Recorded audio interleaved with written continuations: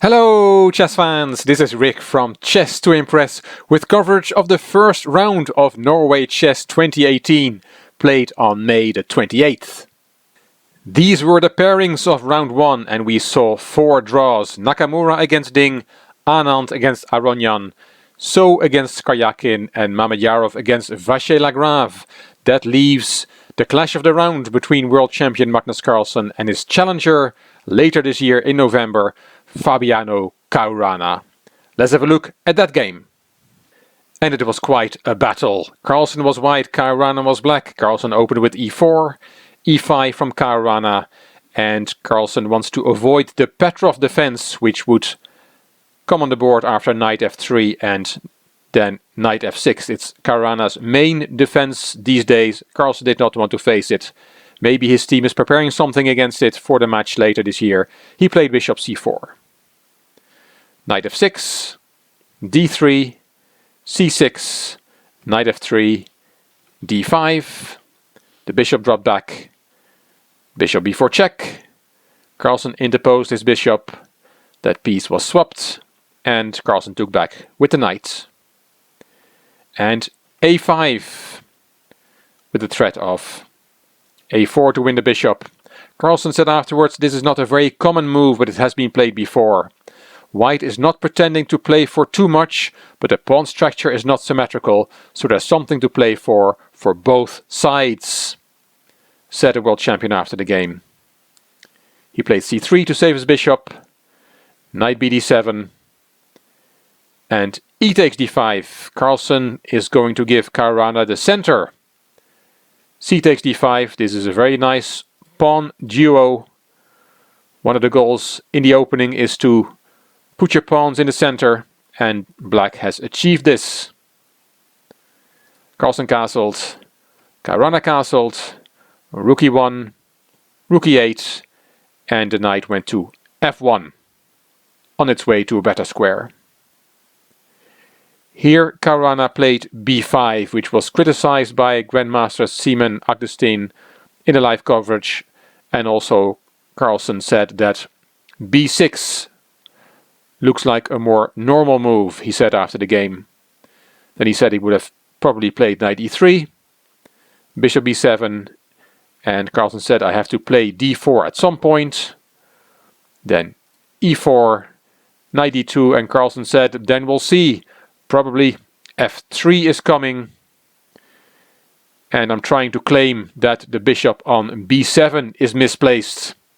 That's what he said after the game. But after knight f1, Caruana did not play b6. He pushed the pawn one square further. He played b5. a4 was Carlsen's reply. b4, take, take, and the knight to e3. Caruana has to develop his bishop, bishop b7, d4, e4, and now Carlsen went with the knight to e5, sacrificing a pawn. He was asked after the game why he did not go to h4, and Carlsen then showed this variation, g6, to keep the knight out of f5, g3 to reroute the knight, and then black is also going to reroute his knight. Knight b8, knight hg2, knight c6, knight f4, knight a5, and then maybe rook c1, said Carlsen, with the idea of maybe putting that rook on c5, and he called this interesting. He did not go for it. After e4 he played the attacked knight to e5, as said. Here Caruana took on e5 with the knight, but Carlsen said that there was a very interesting exchange sacrifice available for black. Rook takes e5. He showed this variation, d takes, knight takes, queen d4, hitting the knight, knight back to c6, hitting the queen d2, and then probably d4. And Carlsen said that he felt this was completely unclear. So that exchange sacrifice looks like a good option for black. These two pawns have now both advanced one square and they look very strong. Probably worth the exchange. But Caruana, as mentioned, took with the knight.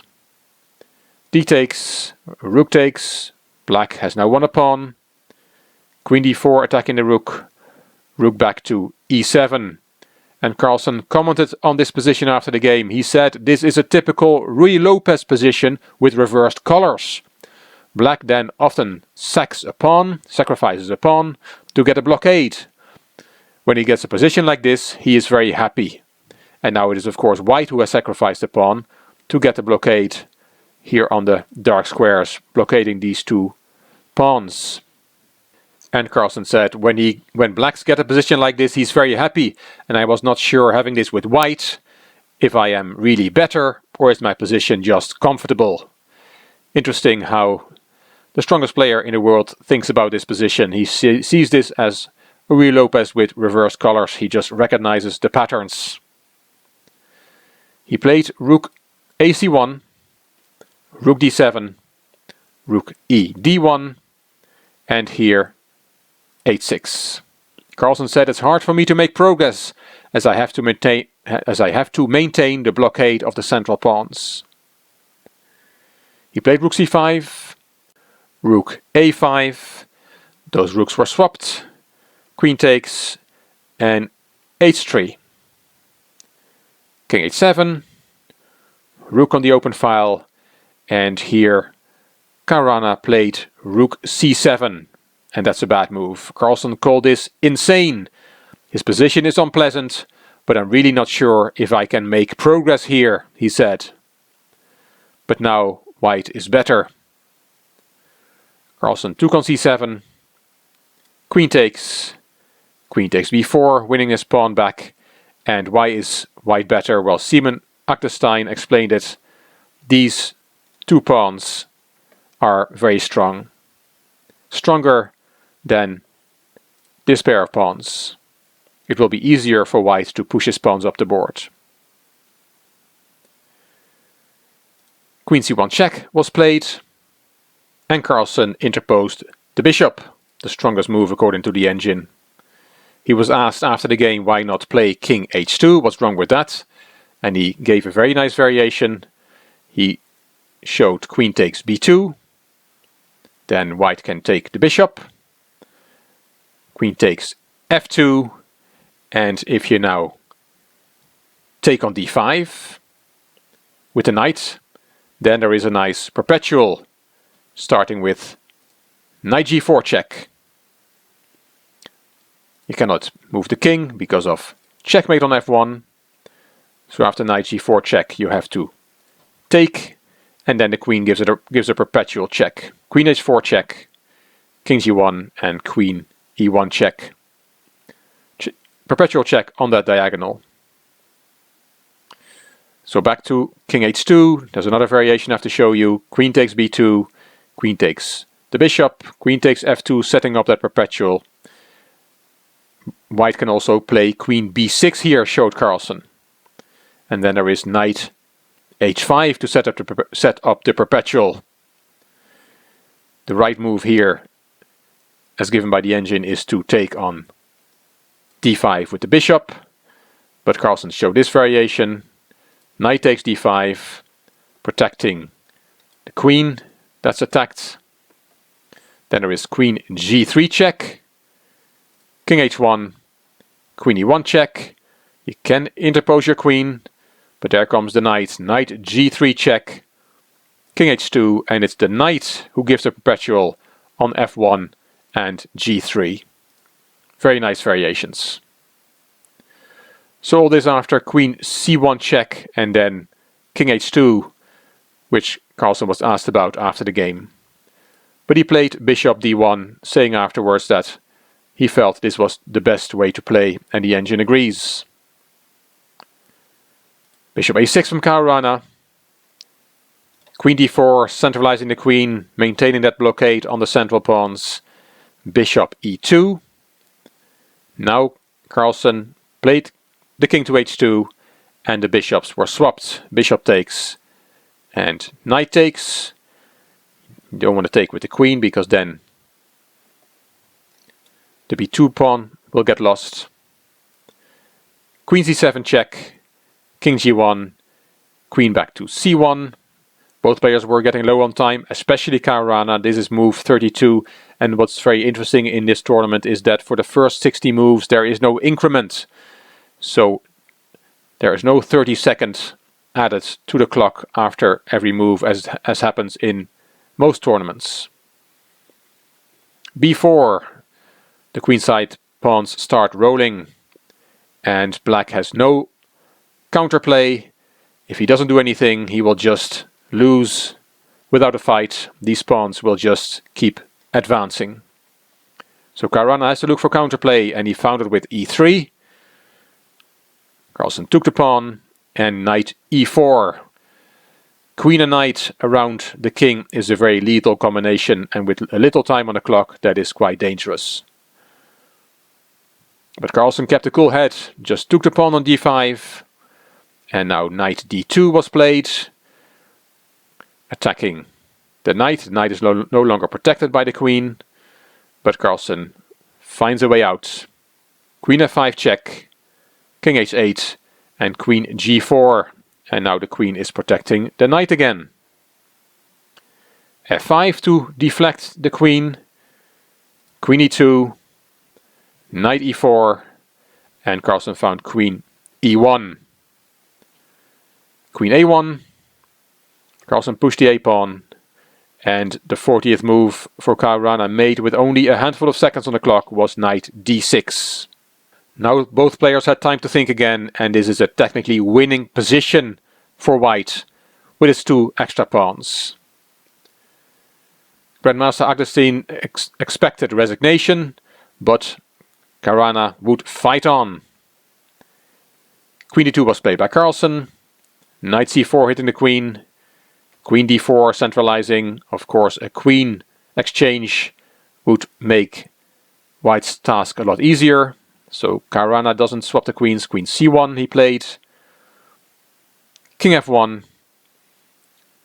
and we're going into a queen endgame.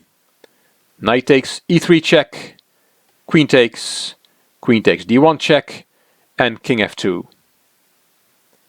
An extra pawn for white. White has given one pawn back to get into this queen endgame, and Carlsen rightly judged that this was a win for white, but it still requires technique. Carlsen was asked after the game if he was surprised that Caruana played on for such a long time, as we'll see, and Carlsen said, "No, I would have done exactly the same."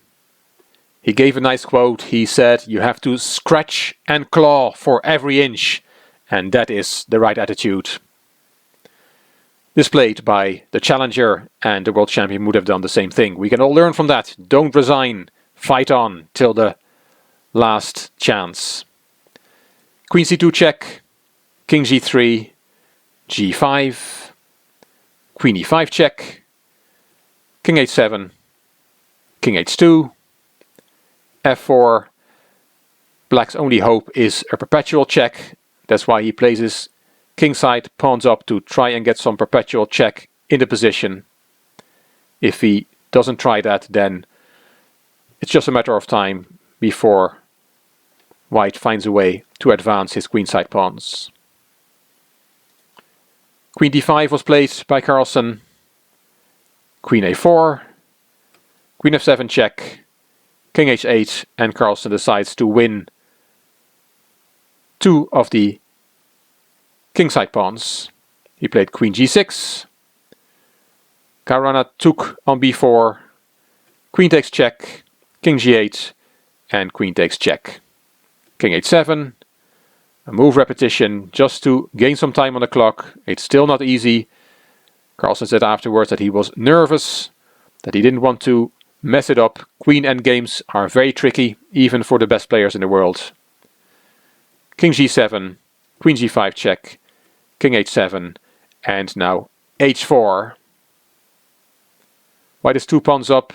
He has some mating ideas with the h-pawn and the queen, but he has to be careful that he doesn't fall in a perpetual check. Queen d6, and it looks a bit tricky. This pawn is threatening to advance with check. The queen then would give check to the king.